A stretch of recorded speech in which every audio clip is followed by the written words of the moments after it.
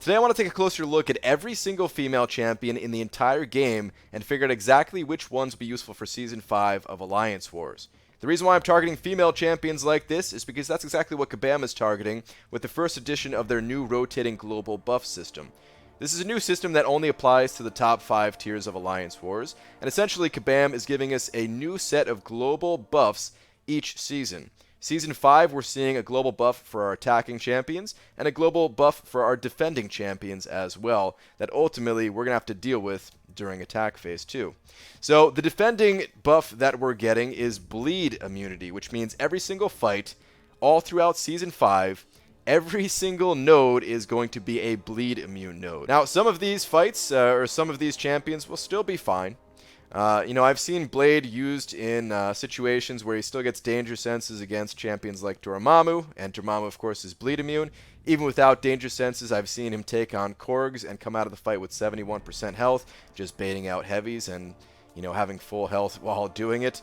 And I've also seen Blade probably as the most commonly used champion, at least in the past, before people started switching over to Corvus, to take down certain nodes like this Biohazard node, that already has immunity to bleed as one of the nodes. So yes, Blade is still going to be a powerful champion during attack, but there are going to be some better options, I would say, for this coming season. Female champions are getting a massive boost this season, and even the bleed-based ones are actually going to come out to be a little bit more powerful in most cases. In fact, I think in every single case, even using a champion like Gwenpool, I think you gain a bit more power with the attacking node that we get than what you lose by giving up the ability to cause bleed. So female champions, they're getting a plus 25% attack increase just across the board in every single fight if you bring your female champions to attack phase. It does not affect the female champions on defense.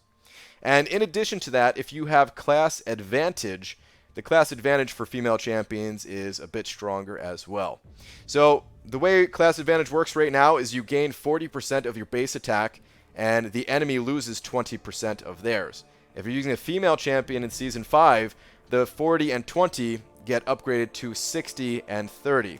So essentially, every single female champion for Season 5 is gaining between 25 and 45% attack, more than what they had in the previous seasons. That's basically like saying each champion is just going up a rank in terms of their attacking power. Now, there are some differences between, this buff and actually having a higher rank champion. You're not having the base health. Some of the other stats, they vary a tiny bit, but for the most part, it is going to feel like your champions, all of your female champions, just got up-ranked a little bit. So that means that 455 champions, you're going to feel like 565s. 565s, you're going to feel like you're an absolute god. This is going to be the easiest season for you if you happen to have one of those as a female. And even 550 champions are going to feel more like 455 champions. So Scarlet Witch, I think, is actually going to be an option. But let's go through every single female champion, and I'm going to start with the most powerful ones. This is not in an exact order, but, I'm going to start with the most powerful and kind of work my way down to the less useful. We'll start with a pretty popular option for a rank 5 these days, which is Domino. Domino does have bleed in her abilities, but she doesn't really need it. Her physical hits hit hard enough, and if you're gaining that 25 to 45% attack increase, then yeah, she's going to be an absolute monster.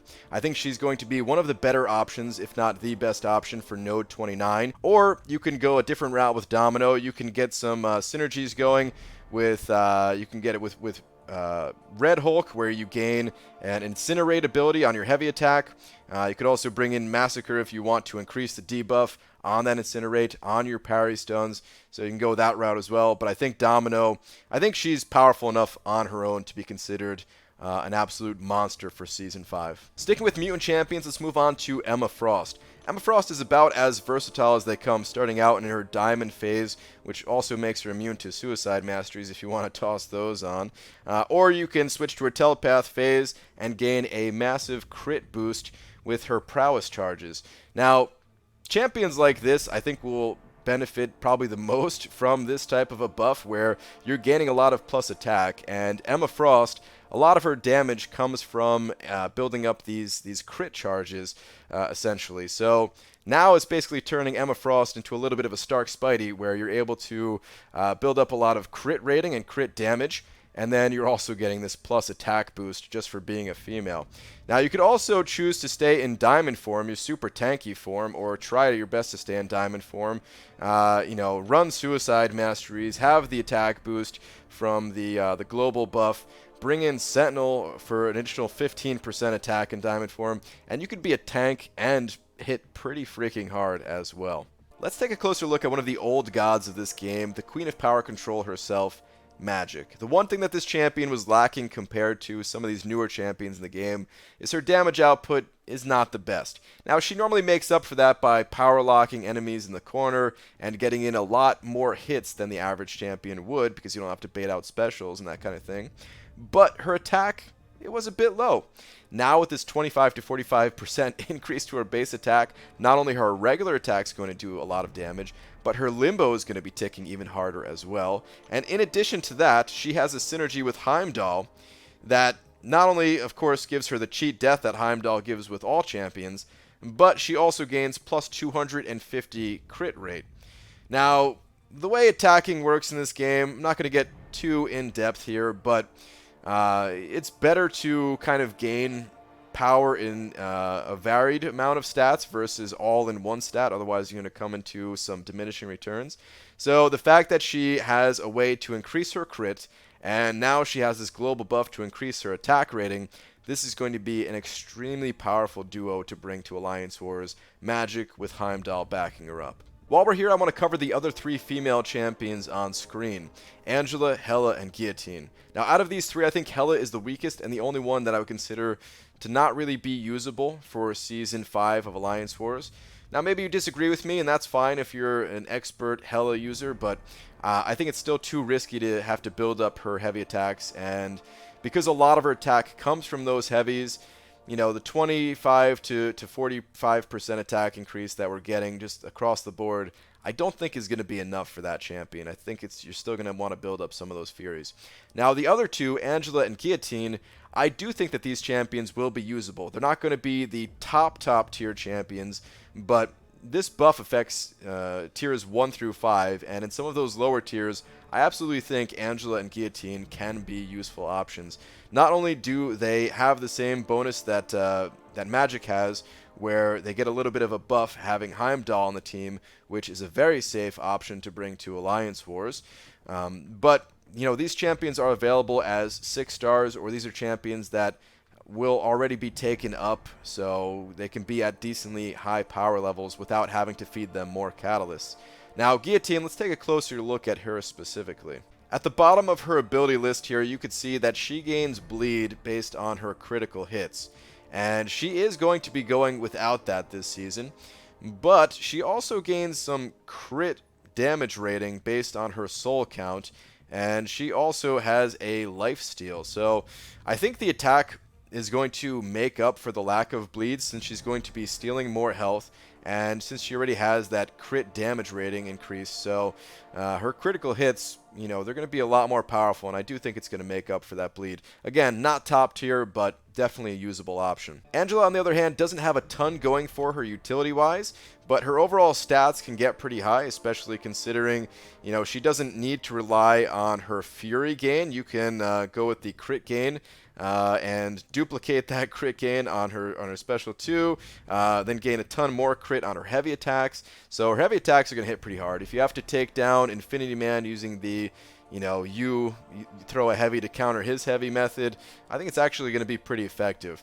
Again, I wouldn't call her top tier, but if you already have her as a 6-star or a 455 or something like that, then I definitely think she's going to be a much more powerful option than she's ever been for Alliance Wars. Alright, so Guillotine and Angela, powerful, but not quite the top tier in the game. Let's get back to some of those top tier champions, starting out with Morningstar. Morningstar, to be honest with you guys, I can't stand playing Morningstar. That hobble back animation just kills me. I don't care what buff Kabam is giving her.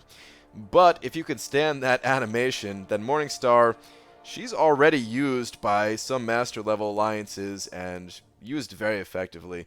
There's 2 people in for Loki that use this champion, and I think They died a total of like 3 times between the two of them all last season. So yeah, Morningstar is already very powerful.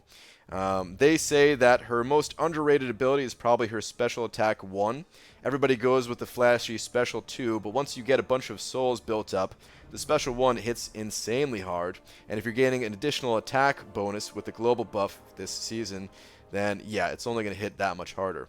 One of the worst parts about Morningstar 2 is having to build up her souls.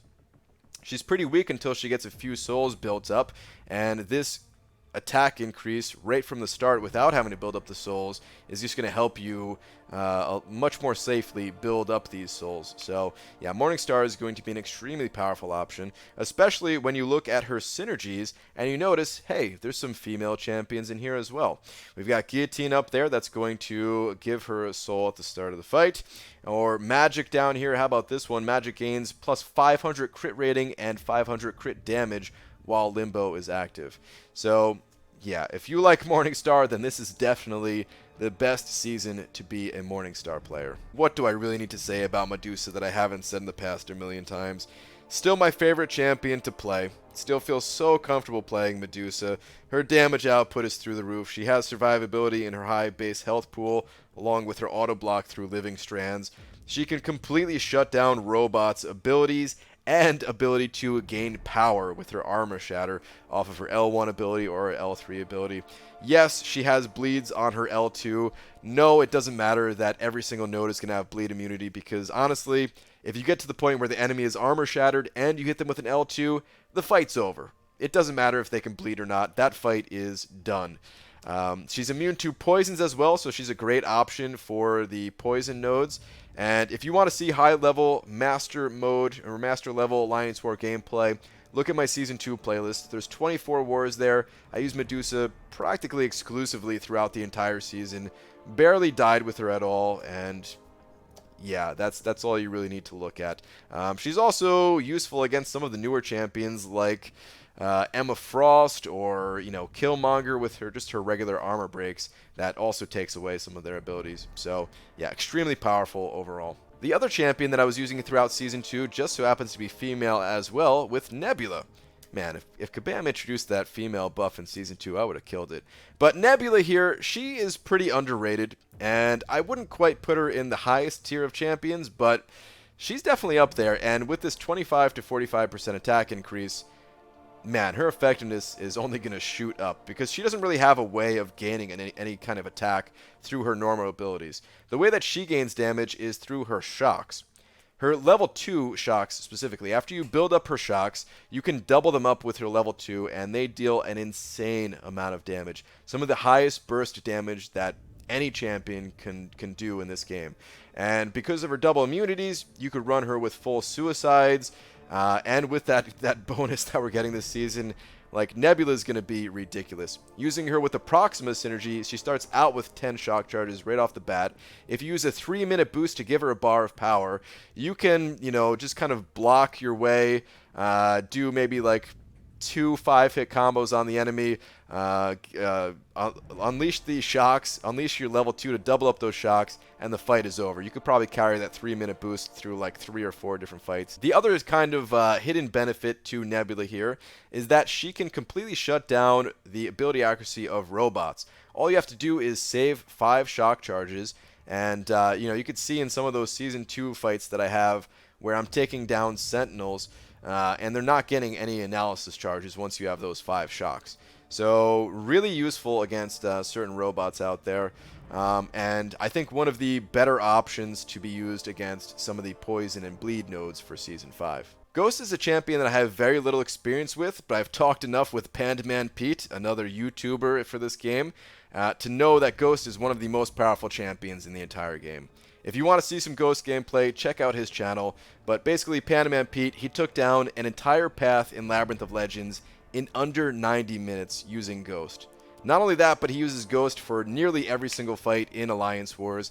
Even the nodes that have all or nothing, you can survive a special 3 with the right synergy setup with the hood here, where you're immune to all damage while phasing. So yeah, Ghost is pretty ridiculous. There's a couple of Ghost users in 4 Loki now, and I think Ghost is going to be on the rise even without the female synergy for future seasons. Quake is another one of those unique champions that you kind of have to practice and get down her unique playstyle, but when you have it down, there's a lot that you can do with this champion. And if anyone's ever played Quake with and without suicides, you know that that extra attack increase with suicides makes a huge difference.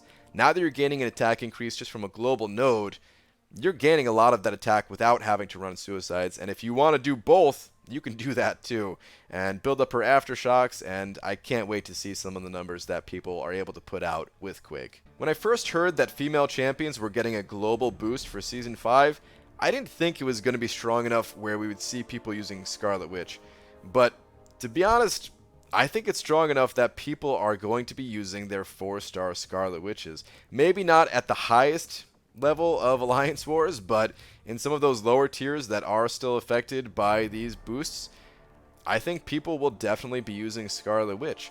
And there's a little bit of a secret weapon if you choose to use Scarlet Witch as well. Let's go ahead and take a look at that. Good old Captain Beardo. That's right, she actually has a synergy with this guy so that Mystic champions deal 30% of their attack as direct damage to the opponent when nullifying one of their buffs. So if you bring Scarlet Witch against a champion like Medusa that's constantly gaining buffs, then yeah, her damage is going to be very high, and that fight overall, I think, is going to be a relatively easy one. Of course, you know, Captain Beardo, he gains a little bit of a benefit as well for having a Mystic on the team, so you know, even if you don't necessarily use Scarlet Witch for a lot of fights, even if you only bring her to war for, you know, like one fight or something like that, then Captain Beardo, he's still going to gain a benefit from that as well. And while we're taking a look at Captain Beardo here, because of that synergy with Scarlet Witch, I also want to take a look at a different champion here, a different old school champion that has also not returned as a 5-star, with Black Widow. Now, Black Widow, I don't think she's quite as powerful as Scarlet Witch, and even with this female boost, I don't expect to see Scarlet Witch used on attack. I think that maybe some people will bring her, and, you know, we'll see maybe an interesting video or two where Scarlet Witch is being used to take out certain champions. But for the most part, I don't think that this boost is enough to make her useful as a 4-star. If she was available as a 5-star with this boost, then yes. But otherwise, not quite. We need to take a look at an alliance mate of mine for this next champion. It's Ludum Taters, and we're going to take a look at his Wasp. Wasp is the ultimate glass cannon right now. She has the highest base attack of any champion in the entire game. Look at that. 2775 base attack as a 565. Even as a rank 4 champion, it's above 2000. Like, her attack is just insane, man. What do you think 25 to 45% attack is going to do to that? I mean, you know, we could figure out the numbers, but I'm talking about the feeling that you're going to have in a fight where, you know, you have that much attack. Look at her other base stats. Her crit and crit damage rating also exceptionally high. Not only that, but if we take a look at her abilities here, she does gain attack through some of her abilities, but the big thing here is that passive that says whenever Wasp shrinks down, her next 2 hits will be critical, with the increased attack as well. But those critical hits, those guaranteed critical hits, that's the type of thing that makes Corvus such an amazing champion, where he has those guaranteed critical hits with his glaive charges. Wasp hits so hard, man. The only bad part about her is that she is such a glass cannon, where if you look at her base health, it's exceptionally low. So yeah, you have to be skilled with Wasp. But if you are skilled, you can end the fights very quickly. So it's that trade-off. Are you willing to take it? I don't know. Maybe you are, maybe you're not. Maybe you want to pack the Heimdall synergy with Wasp or something like that, just in case you do get hit. You could at least have that little bit of a cheat death going for you. And I mean, I guess at least it's not going to take that many potions to heal up if you die, so that's a bonus. But yeah, I think Wasp would be incredibly fun if deaths didn't matter as much as they do in Alliance War. I think if we had a smaller scale PvP mode, then Wasp would be like one of the most fun champions to play, probably. Rogue, not exactly known for her damage output, but her utility is definitely there. So this season when she gains that damage, I think Rogue actually will be pretty darn useful. So Rogue, she can shrug off debuffs much more quickly than any other champion, which prevents a lot of those accidental whoops, I tried to attack the enemy and I got parried, and suddenly I'm 5-hit comboed and dead. That's not really going to happen when you're playing with Rogue.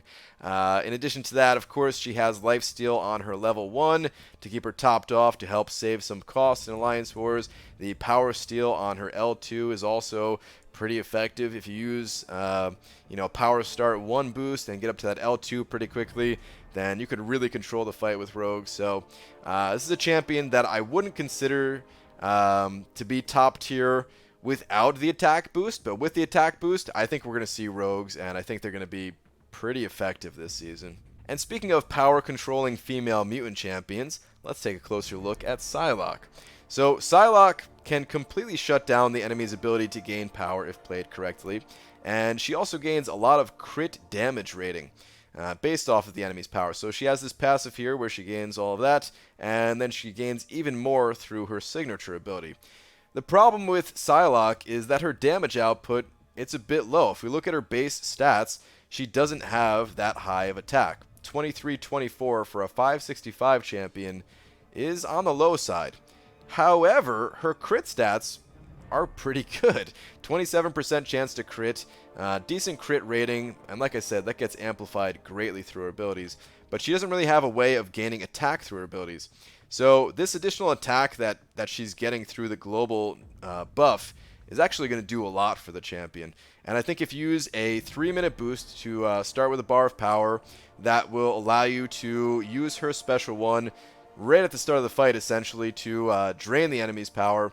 I think that she's actually going to be a Node 29 Killmonger killer if someone in your alliance happens to be comfortable enough playing this champion.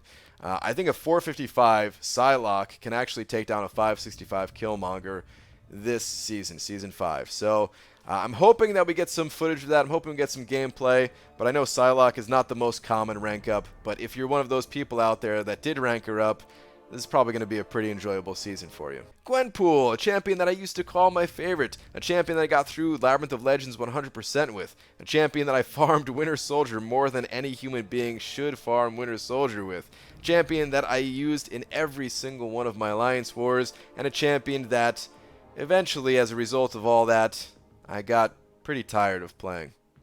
A champion that is now largely forgotten by myself. But Gwenpool! I mean, it's still Gwenpool. She's still cool and everything. And I still know a ton about this champion, more than most people probably. I made a video back in the day called Gwenpool Math, where I broke down the exact hits that I landed against Winter Soldier, testing out different synergy combinations, and determined that approximately 20% of her total damage comes from bleeds. So yes, Gwenpool, she's going to lose that ability in Season 5, but she's also gaining 25 to 45% attack, which kind of makes up for that lack of being able to cause the enemy to bleed. Now, it's a little bit of a trade-off, because if the enemy has high armor, then yes, you'd prefer to have the bleeds, but if you think about it, there's nodes that are bleed immune, there are enemies that are bleed immune, there are situations where Gwenpool was already going to be kind of gimped, and in those situations, then yeah, of course, you'd much rather have the attack node. So yeah, I think the trade-off is in favor of Gwenpool for this update.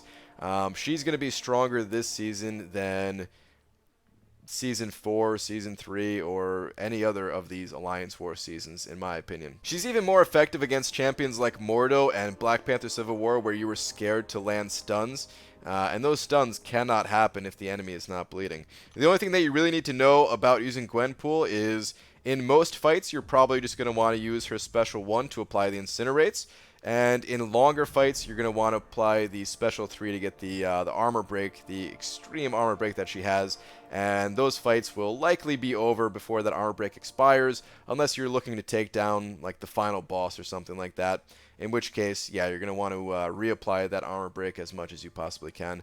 But yeah, I think she's going to be capable of taking down Medusa bosses. Once you get those 50 hits, she's able to shut down auto block completely, and she does have, with her awaken ability, the ability to survive special 3s.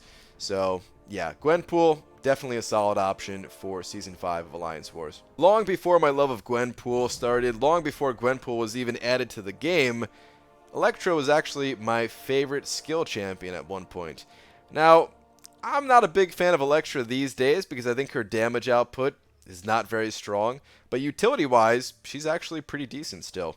And if you have the Resonate Mastery, then you're essentially a more powerful Black Widow, where you're reducing the enemy's defensive ability accuracy by 85% as long as they're suffering a debuff effect.